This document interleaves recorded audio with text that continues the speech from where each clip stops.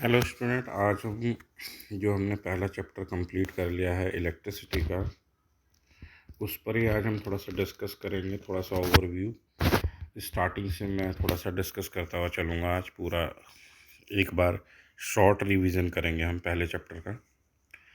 तो first chapter हमारा है इलेक्ट्रिसिटी। तो इलेक्ट्रिसिटी में आज हम बात करते हैं सबसे पहले electricity in the modern society. जो भी हमारा सर्वाइवल है वो सारा इलेक्ट्रिसिटी पे ही डिपेंड करता है, और बिना इलेक्ट्रिकल एनर्जी के हमारी बहुत सारी टेक्नोलॉजी और आज का जो जीवन है वो आप जानते हैं पूरा का पूरा इलेक्ट्रिसिटी पे डिपेंड करता है। जब हम बात इलेक्ट्रिसिटी की करते हैं तो हमारे पास सबसे पहले दिमाग में आता है चार्ज। एक्चुअली चार्ज क्या है? चार्ज एक ऐसी प्रॉपर्टी है जिससे किसी भी ऑब्जेक्ट में अट्रैक्शन या रिपल्सन जो है जनरेट होता है, और अट्रैक्शन और रिपल्सन जनरेट होता है मेनली इलेक्ट्रॉन से। ठीक है, इलेक्ट्रॉन ही मेरी अकॉर्डिंग चार्ज है।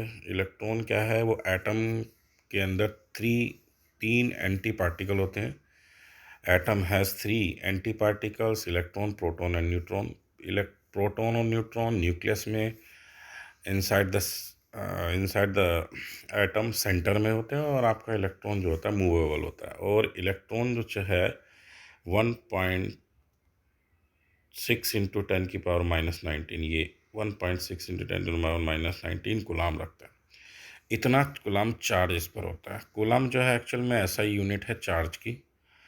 ठीक है, नेट और जो टोटल चार्ज की अगर हम बात करते हैं किसी भी ऑब्जेक्ट पर, तो वो इलेक्ट्रॉन्स नंबर ऑफ इलेक्ट्रॉन्स के टर्म्स में रहेगी। जैसे total charge is equal to number of electron and multiply by the single charge of electron.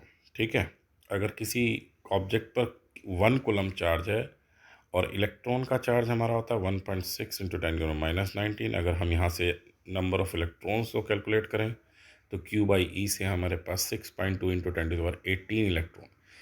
That means अगर किसी भी ऑब्जेक्ट पर 1 कूलम चार्ज को मेंटेन करना है तो हमें 1.6 × 10⁻18 इलेक्ट्रॉन को उस पर जो है स्टोर करना पड़ेगा। नेक्स्ट आ जाता है हमारा करंट। करंट क्या आता है? एक्चुअल में rate of flow of charge, rate of flow of net charge is called the current. It is denoted by I. इसको हम आई से डिनोट करते हैं। आई इज इक्वल टू होता है Q/T। जबकि ऐसा यूनिट जो है हमारा करंट का होता है एम्पेयर। इसको हम ए से डिनोट करते हैं। 1 एम्पेयर इज इक्वल टू होता है 1 कूलम/1 सेकेंड। दैट मीन्स अगर किसी भी सर्किट में 1 कूलम चार्ज को 1 सेकेंड तक फ्लो कराएं तो flowing current will be 1 ampere. Next अगर हम बात करते हैं मिली एम्पेयर की। ठीक है, यहाँ पर ये मिली एम्पेयर क्या होता है? 10⁻³ एम्पेयर के इक्वल होता है। ऐसे ही माइक्रो एम्पेयर होता है जो कि हमारा 10⁻6 एम्पेयर के होता है।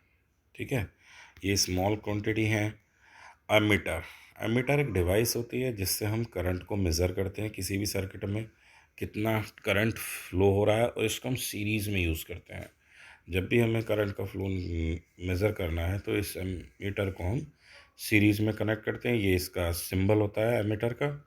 और एमीटर जो करंट मेज़र करेगा वो सीरीज़ में इसलिए एमीटर को लगाया जाता है क्योंकि सीरीज़ में करंट क्या रहती है? कांस्टेंट रहती है।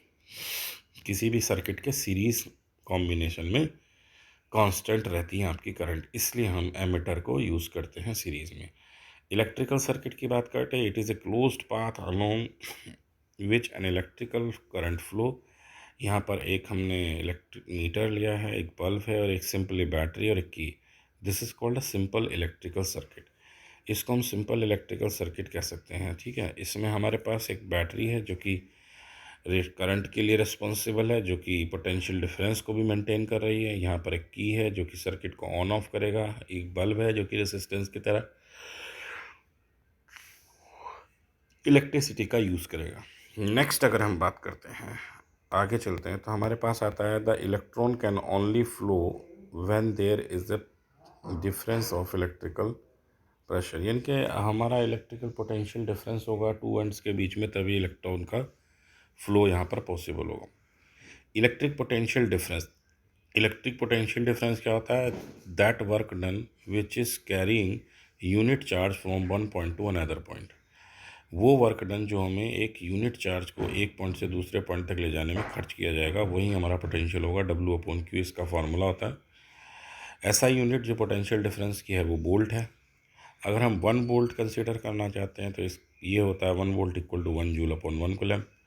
दैट मीन्स अगर 1 जूल वर्क करने से एक 1 कूलम चार्ज को सर्कुलेट कर पा रहे हैं हम किसी सर्किट के 2 एंड्स में, तो वहाँ पर सर्किट के 2 एंड्स के बीच का जो पोटेंशियल डिफरेंस होगा वो 1 वोल्ट होगा। नेक्स्ट हम बात करते हैं यहाँ पर वोल्ट मीटर की। वोल्ट मीटर एक डिवाइस है जो कि किसी भी 2 एंड्स के बिटवीन में आपका पोटेंशियल डिफरेंस को मेज़र करता है। कहीं भी किसी भी सर्किट के 2 एंड्स अगर हम लें और उनके पैरेलल में इस वोल्ट मीटर का सिंबल जो दिखाया गया, एक वोल्ट मीटर को हम ऐड करते हैं पैरेलल में, तो वहाँ पर उसी 2 एंड्स के बीच का पोटेंशियल डिफरेंस हमें गेन हो जाएगा। यहाँ कुछ सिंबल दिए हुए हैं, different type of symbol which are use in the physics.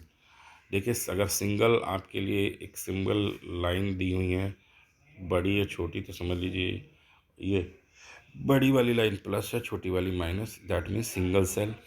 अगर ये बहुत सारी हैं तो समझ लीजिए ग्रुप ऑफ सेल, और ग्रुप ऑफ सेल को हम कहते हैं बैटरी। यहाँ पर की स्विच है, अगर यहाँ पर कोई पॉइंट नहीं है तो समझ लीजिए ओपन स्विच है, ये भी ओपन स्विच है। ये नीचे आपका अगर यहाँ अगर स्पॉट बना हुआ है बीच में तो समझ लीजिए क्लोज स्विच है, और ये अगर इससे कनेक्ट दिखाया गया तो ये भी क्लोज स्विच है।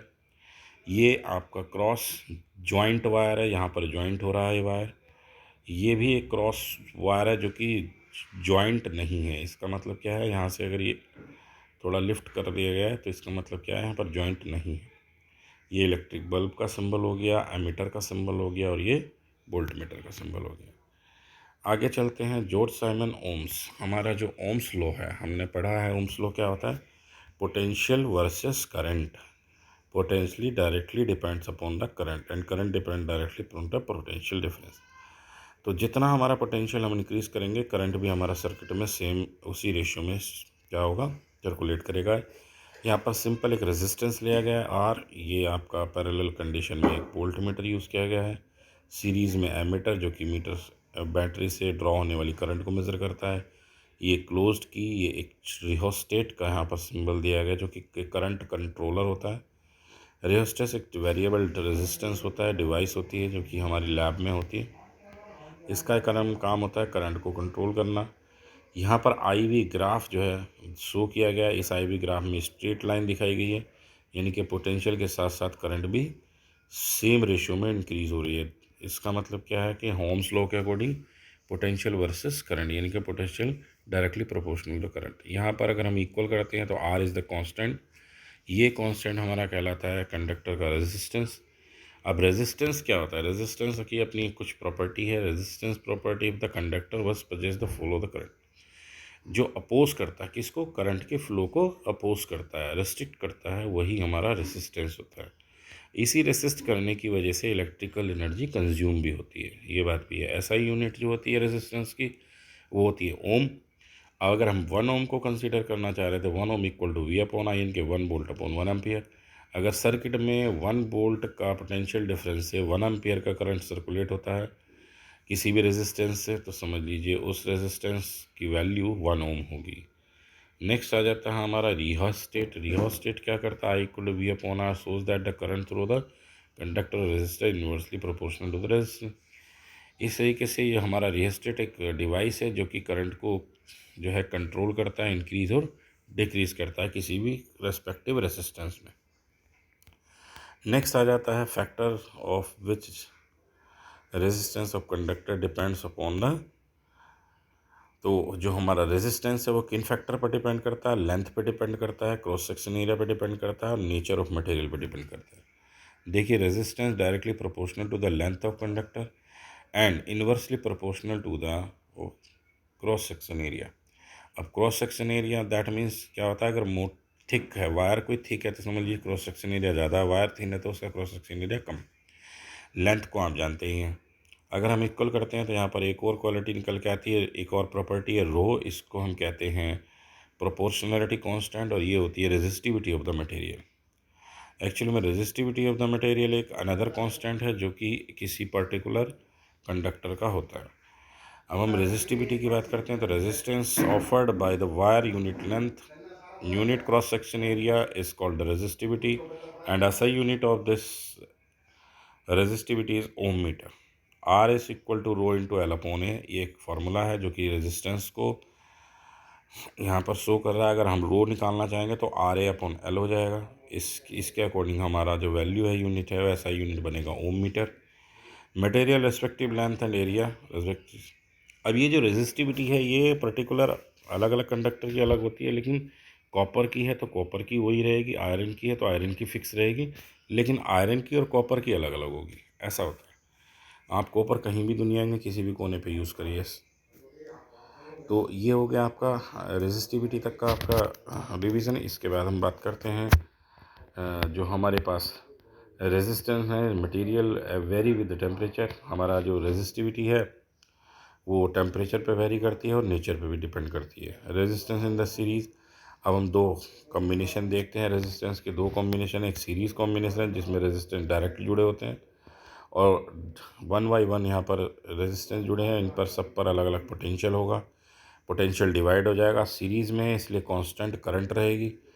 V equal to I R का फॉर्मूला यूज़ करेंगे तो V1 की जो वैल्यू बनेगी IR1, V2 IR2 और V3 IR3। टोटल पोटेंशियल जो होगा वो ऐड करेंगे। टोटल पोटेंशियल को ऐड करने से हमें फॉर्मूला मिलेगा R equal to R1 plus R2 plus R3। ये फार्मूला है हमारा सीरीज़ का। ठीक है, सीरीज़ में भी अगर कभी हमें कंबाइंड रेजिस्टेंस निकालना होगा तो इसी फार्मूले का यूज़ करेंगे। नेक्स्ट हम बात करते हैं रेजिस्टेंस इन पैरेलल। पैरेलल में आपका पोटेंशियल जो होता है कांस्टेंट होता है और आपकी करंट यहाँ पर डिवाइड हो जाएगी I1 I2 and I3। Resistance R1 R2 and R3। Next आ जाते हैं अगर हम टोटल करंट की बात करें तो I1 equal to V upon R, I2 equal to V upon R2, I3 equal to V on R3। Total current अगर ऐड करते हैं तो V कैंसिल हो जाएगा। एक नया फॉर्मूला आएगा पैरेलल में कंबाइंड रेजिस्टेंस के लिए, 1/R1 plus 1/R2 plus 1/R3। This is very with the resistance. And ये total resistance, total combination resistance निकालने के लिए पैरेलल में हम इस फॉर्मूले का यूज़ करेंगे और सीरीज़ में इसका। अच्छा देखिए, सीरीज़ में जब हम यूज़ कर रहे हैं तो हमारा जो कंबाइंड रेजिस्टेंस होगा वो ज़्यादा होगा, जबकि अगर हम पैरेलल को देखें तो 1/, की वजह से हमारा रेजिस्टेंस क्या होगा, कम। तो कभी भी अगर रेजिस्टेंस कम करना है तो हम पैरेलल यूज़ करेंगे, और रेजिस्टेंस को बढ़ाना है तो सीरीज़ यूज़ करेंगे। ठीक है, आज के लिए इतना ही रिवीजन काफ़ी है। इससे अगला रिवीजन मैं नेक्स्ट वाले टाइम पे कराऊंगा। Thank you, have a nice day.